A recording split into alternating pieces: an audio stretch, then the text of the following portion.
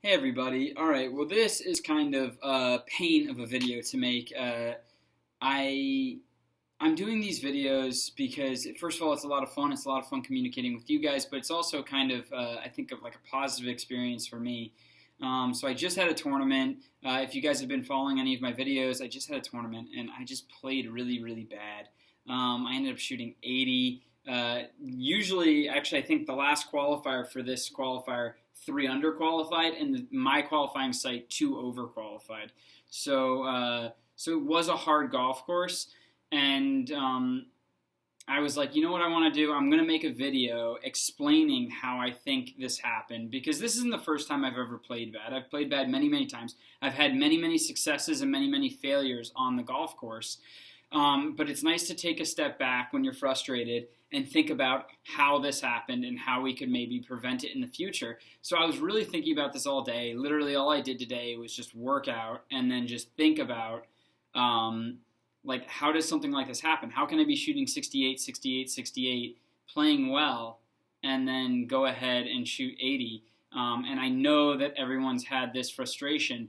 And so I went over it in my head as the things that have been going on leading up to this. And when I did, it made more and more sense why I played bad. And actually, it's kind of a positive thing because I think I might be able to avoid it. So first, what you want to do is, what are you after? You're after a successful round, okay? And then I think about all of the actual events where I've played really, really well in these time periods in my career when I played really, really well. And it's not even a single plane thing. I've had streaks of playing very, very well since I've been a single plane swinger, and I had streaks of playing very, very well before I was single plane. Now, I do believe that I've been playing better since I've been in single plane, but this is really a golf thing. And it comes down to 3 clear-cut traits that will lead you to be playing better golf. First of all, are you comfortable with your mechanics, and have you been consistent in them? Meaning, if your swing is looking better, but you just made the change 2 or 3 days ago, chances are it's going to be relatively inconvenient or inconsistent. So, are you actually practicing consistently up to it without changing something that you've been working on? Because even if you've made the right change, you are going to be inconsistent once you put pressure on it because you're going to regress and then go back and then regress and then go back. Whereas even if you're shooting 68 all the time, you don't have stress on your actual swing. As soon as you put stress on your swing, you're going to go ahead and you're going to start actually regressing. It happens every single time. But if you've been very consistent in what you've been working on, meaning working on the same things, and Butch Harmon talked about this with Tiger Woods, consistency in what you're working on, you tend to get more consistent results. Okay, so that's thing number 1. Thing number 2, your mental approach to the game. Has it been consistent? Mentally, do you have a game plan that you've been executing for a long period of time? Do you have a consistent routine that you've been executing for a long period of time? Both of those are very important. So that's thing number 2. And then there's thing number 3. Are you prepared? Do you know the golf course? Have you mapped out the golf course? Are you prepared to go and actually perform in a golf tournament, in an unknown golf course?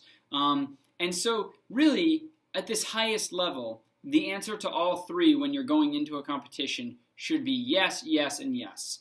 And I was going over mine, and it was no, no, no, and here's why.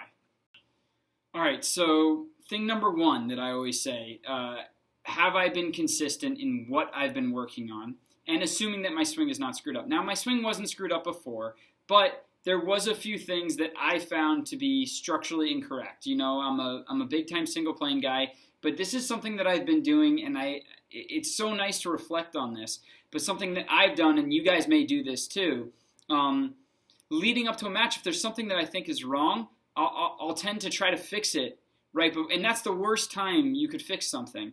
What you want to do is, if you're leading up to a situation, you want to be very consistent in what you're working on. And so the idea is you have your set of fundamentals, and then you commit to those set of fundamentals, and then after tournaments, you can go ahead and say, okay, I have 4 weeks, I have 3 weeks, I am going to change this, and then you have to be very, very diligent in working on just that. So it's important to have good fundamentals. It's important to have a good golf swing, but to have a good repeatable golf swing and to be able to perform at a high level, your swing has to be used to doing the motion that you're doing. So you have to be aware of not changing your swing for a period of time to be able to perform at your best. So a guy like Mo Norman, if you're talking about him, he did not change his swing hardly at all. And he even talked about that through periods of time. He said it took him 5 years to get the one repeatable swing, and then he would just do it and do it and do it. And I read this one article of a guy that used to play mini tour events with him up in Canada. He would go play 52 holes a day. I mean, he was not working on changing technique. If you ask Todd, he would not be changing it was a very, very consistent move that he mastered and he repeated over and over and over again. And so I am not saying that I'm against swing changes, right? What I'm saying is you have to be aware of what that does. When you change what you're working on, you are not going to be as consistent until you get comfortable with the new thing that you're working on. And that doesn't take 1 day. That doesn't take 2 days. In fact, I had a physical therapist say that it takes 6,000 repetitions before your body accepts something as muscle memory. So let's say I hit a lot of balls. Let's say I hit 300 balls a day, right? Okay, that means that it takes 20 straight days of 300 balls a day to master a new move. Right? And then the truth is that I have to go out on the golf course and I have to go hit balls in different areas doing that same move because you need the variable. So I can't even just hit 300 balls, into a simulator. I have to go out on the golf course and hit a side hill line, an uphill line, into the wind line, do all of that. So whenever you're going to make a change in your golf swing or a tinker, make sure that you are doing the right thing and make sure that you are committed to it. And then make sure that you know that you shouldn't be changing something every 2 or 3 weeks. It takes a period of time to get comfortable with something. So when you do it right and then commit to it. So that's thing number one. I failed that because I ended up working with my coach Todd, 5-6 days ago? If you guys watch the videos, 5-6 days ago I worked with my coach Todd. And the truth is that while I agree with everything that we did, I shortened my swing, I think I'm swinging more out to in. And even in the freaking tournament, I hit like 11 greens. There was 11 holes that were just perfect. But it would regress periodically, and then I would start hitting some really bad shots. And that didn't happen to me normally. And guess what? It happened because I just shortened my swing, and it's because I kind of put in a slightly new move in the way I go through the ball. Will I get comfortable with it? Yes. Will it work better? Well, I hope so. That's the plan. But don't be shocked when you have an inconsistent result in a tournament. So that's number one, that I failed. And I hope not to do that in the future. Thing number two that I failed was my mental approach. Okay, so I changed the physical aspect. I was out playing on my home course, and I shot like 2 or 3 over in the front nine. I was really upset. I lost like 2 balls, and it was because of this new little move that I had been working on with Todd. That some shots were coming off great, and then some were off, and I shot 2 or 3 under, and then I was like, you know what, I'm going to try this routine where I do a practice swing before I set up to the ball. Okay, shot 2 or 3 under on the back nine. Great. Okay, so now I'm like, all right, I'm going to do that in the tournament. That's fine, and that's all fine and good, but I have just changed a pattern that I have repeated probably 10,000 times, and I've just changed it a day and a half, 2 days before a tournament. Okay. You are going to get inconsistent results if you do not move into a tournament in a consistent manner. So I am not against changing your routine. I'm not against changing your swing. What I'm saying is these are strategic moves that need to be done diligently. So let's say you have a boys trip, right? And a girls trip. A girls or boys trip. You have a golf trip coming up and you want to really, really play well.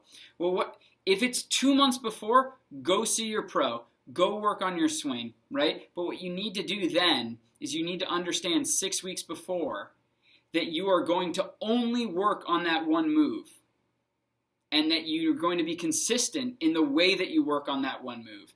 And then chances are, when you put pressure on it, you will be so comfortable with that swing that it will hold up under pressure. And I'm not saying that you'll play your best golf ever, but you will play golf that is in line with the way that you've been playing. However, if you're going to go ahead and change something, yeah, if 2 or 3 rounds before you might be playing great because now I'm hitting this draw and oh my God, I'm playing so much better. But guess what? When you go put pressure on that, chances are it's going to fall apart, right? And as a person that's played competition for a long, long time, that is what happens. So if you know that you're going to put pressure on your swing, understand you need to go in with a very, very consistent set of rules. Whenever I go play a big professional event, when I played the U.S. Amateur, when I played the British Amateur, I went in and I was able to play pretty well. And the reason why was because I went in with a very, very consistent game plan. Okay, and there's the final thing. Are you prepared? Do you know the golf course? Have you played the golf course before? So I didn't get the chance to play a practice round, and this was a tricky Northeastern golf course. So not only was I uncomfortable because I had just changed my swing, right? Not only was I uncomfortable because I had just changed my routine, then I'm going onto a golf course essentially blind. I did the due diligence well enough to go on Google Maps and to like map out the golf course, but I didn't go play a practice round. And you know, I'm a professional golfer, and while this isn't the largest thing, these aren't the biggest events ever. I just didn't do it. And to be honest, I felt like all three of these mistakes I shouldn't be doing. And I should have been smarter in the way, you know, I asked Todd, I said, hey, I want you to look, I think my plane is off, right? What I should have probably done was probably should have played through this qualifier, being consistent, and then said, Todd, I want you to look at my swing plane. I have a tournament coming up in a month and a half that I want to play well. Now I have the time to go ahead and do it. But I'm a smart guy. I know that just because I improve my golf swing doesn't mean I'm going to play better. That's not the way golf works. You need to be consistent in what you're working on. So if what I was working on was shooting 69, well, it's not that I can't improve, but I need to actually wait until after the event to actually make an adjustment and then give myself the time to be able to get comfortable with that, and then that will be able to hold up under pressure. Those are the three things that I have learned when I'm looking back. Those are the mistakes that I made, whether you're a high school player, a college player, or literally just a 15 handicap playing with your buddies. These concepts will apply to you, and they'll apply to me in the future.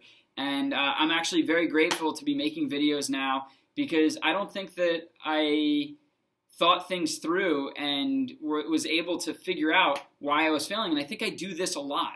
And I'll be able to stop doing it now because I've gathered my thoughts, because I've worked it out, and I'm kind of grateful to start this channel. It's really helped me do that. Either way, you guys, I hope you all are doing well. I'm going to be doing live streams, so if you guys want to, join me in my misery of bitching about how I didn't play well this last round, feel free. I'm sure it won't last very long. I'm going to continue to work on the things that I did, and I know that I'm going to be consistent moving into my next event. All right, guys, I hope all is well. Thanks.